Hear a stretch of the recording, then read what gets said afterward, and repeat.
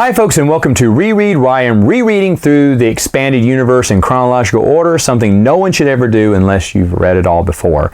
I'm going to talk about the Tales of the Jedi redemption storyline here, but first I did look back over the Star Wars Tales short story Shadows of Light from Star Wars Tales number 23.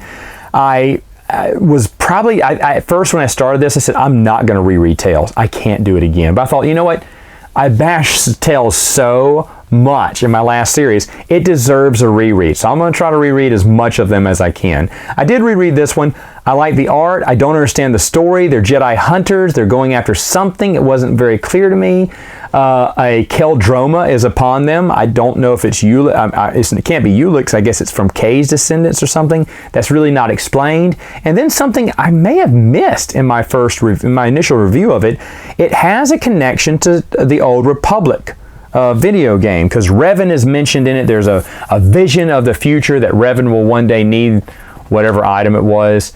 And I don't know if I caught that the first time. Now, again, it was intriguing. I don't know why they put this in between this and Redemption.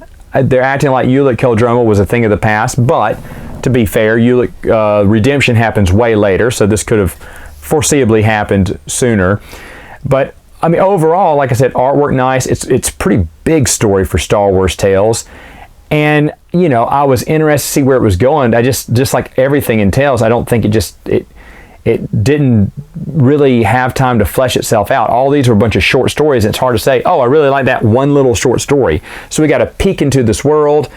It's setting up something from the Old Republic, and maybe I'm just not thinking about it, or again, to be fair, I never played the video game, so I could be missing something about that, but I'm sure there's someone who played the Old Republic who went, oh, I see where they're going here, and if so, you can let me know in the comments. But the one I want to talk about is Kevin J. Anderson's Tales of the Jedi Redemption. I said in my initial review that I hated the idea when this came out. Hated it. Berated it online, griped to anyone I could that this was terrible. Tales of the Jedi, Sith War, ended fantastic, which I still stand by. I think it ended fantastic. It doesn't need a new ending. And rereading all the way through it, I think I was correct. I think the Redemption shouldn't have happened. Redemption is basically Ulic Keldroma. I believe it's 20 years or so. Seems like it's 20 years later. Everyone's in their 50s.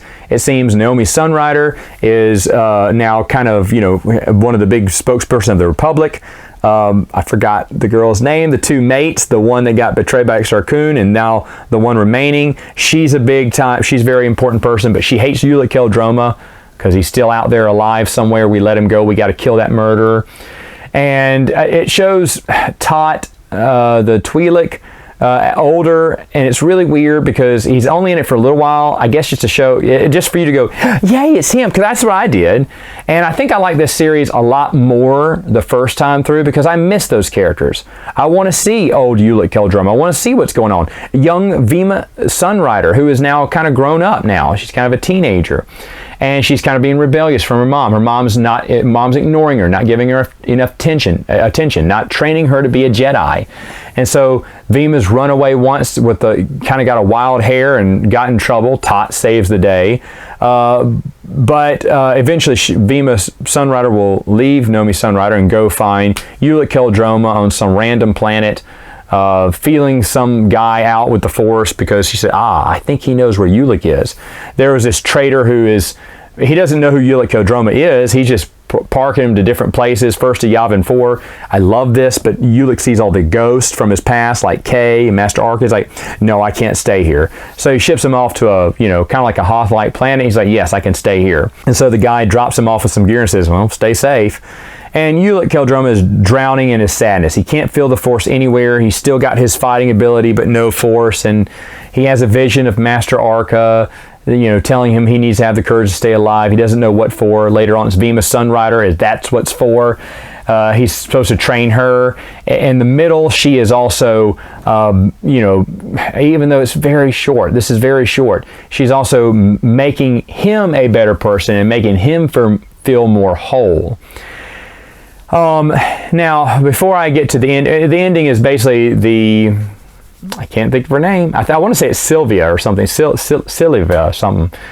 She's going after Ulick. She finds out that Ulick's in hiding on that base because that traitor, just smuggler trader who kind of, dropped off Ulick. When he finds out later on that was Ulick Keldroma, he's like, shut up. Maybe there's a reward, or maybe I can. He really idolizes Jedi, so he wants to impress the Jedi, and he's like, hey, Ulick's here. If you want to kill him, he's there. Let's go get him. I got your back, Jedi. I got a blaster. I'll be with you.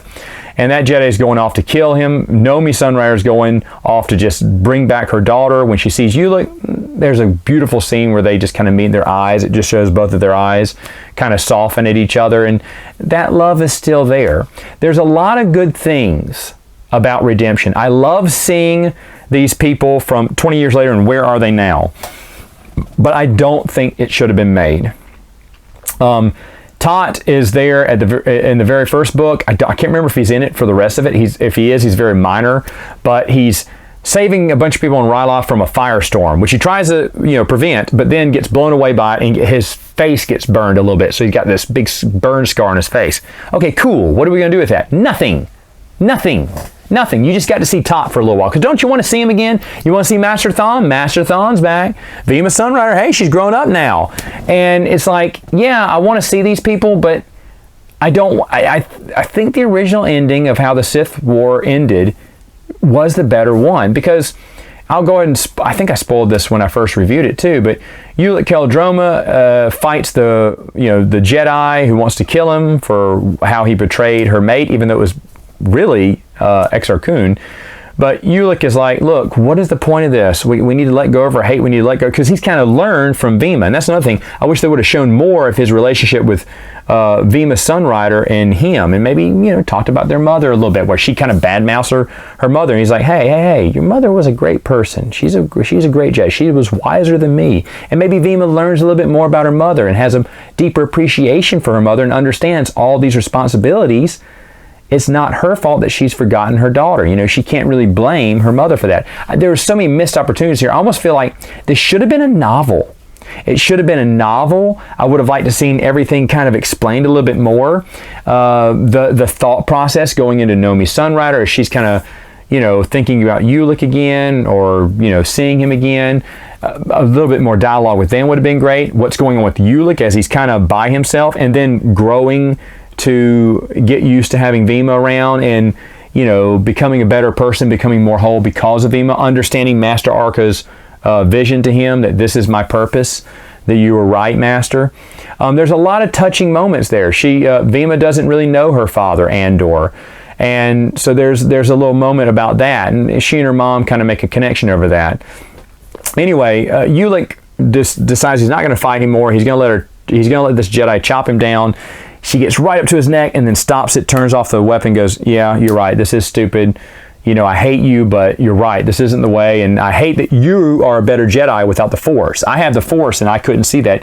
You don't have the Force anymore. So it's a great moment. And then Ulick dies. How? Because the stupid, traitor guy, the smuggler guy, the pilot, he shoots him through the heart. He's right there. I guess no one saw him right there, but he sees that the Jedi's not going to kill him. He was there to witness the whole thing. But he just shoots the Jedi through the heart, because that's what he's supposed to do. And this guy's kind of annoying anyway. He's kind of the annoying little fanboy that won't go away. He's like, yes, I killed Ulick Keldroma. Oh, I can't wait to tell my friends. Oh, the Jedi's going to all the Jedi will be so happy with me. And of course, one of the Jedi, I wish I could kill you for what you did, I would almost kill you. He's like, oh, Jedi, weird. And it's like, I don't like how, and at first I thought, wow, that's really sad that he passed away. And he passes away learning his lesson. Vima and Nomi mourn his loss. There's some nice epilogue about him at the end. But I don't really like that ending. It made me realize that sometimes you don't need to see your favorite characters get old.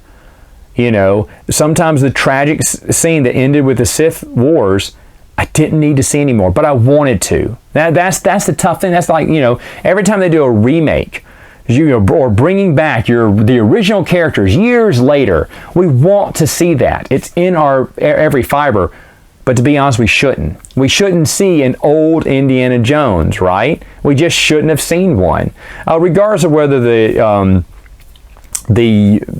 last movie that was out as of this video, the Crystal Skull, sucked. let's say it was a great storyline, I don't know if we need to see old man Indy. I don't think we need to see that. Riding off into the sunset with his dad and his friends on horseback in Last Crusade is kind of the ending we should have stopped at. But no one, not even myself, was saying, we don't need Crystal Skull. Before even Crystal Skull came out, I was like, yes, more Indy, because we can't help ourselves. And so for me, I think I just couldn't help myself. I wanted to see more redemption. Should we have gotten it? No. Does it have some great moments in it? Yes. And will it make you happy?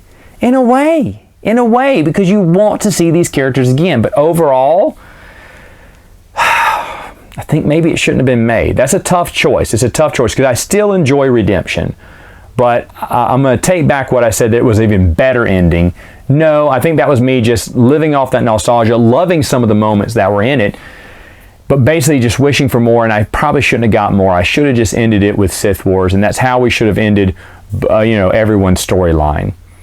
But that's just my opinion. If you have a different one, let me know in the comments. See you later.